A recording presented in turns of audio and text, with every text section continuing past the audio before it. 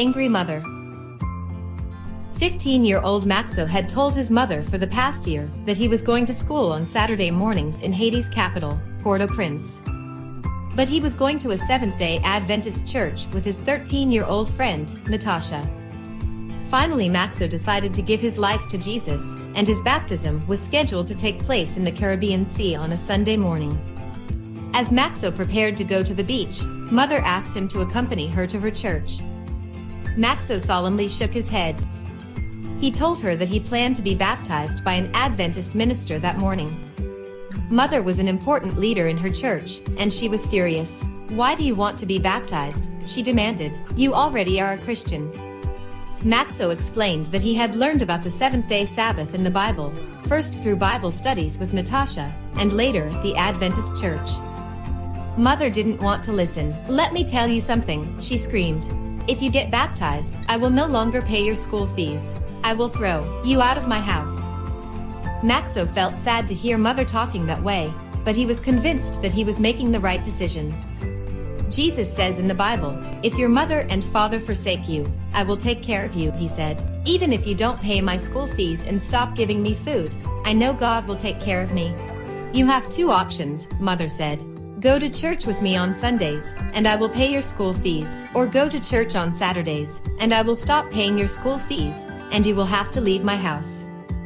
Maxo went to the beach and was baptized together with 200 other people who had attended an evangelistic series with him at the Adventist church.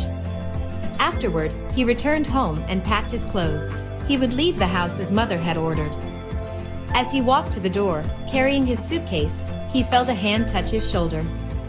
"Why did you disobey me, my son?" Maxo turned around and saw Mother crying. "Mom, let me share with you what I have learned about God," he said. The boy and his mother sat on a sofa in the living room, and Maxo opened his black Bible.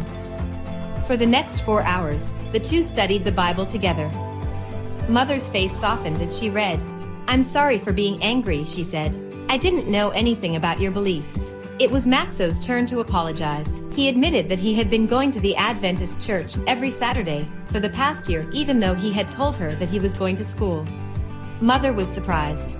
"How did you manage to get good grades while skipping school?" she asked.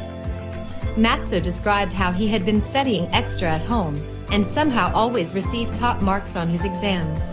"You can see that God has blessed me for keeping the Sabbath," he said. Mother wanted to know more about the Bible, and she asked to study together again the next day. As they read day after day, Maxo taught her from the Bible the same way that Natasha had taught him. After a while, Maxo's 13-year-old brother asked to join the Bible study. Then a 16-year-old cousin who was staying in their home joined the small group. The near-daily Bible studies continued for 3 years.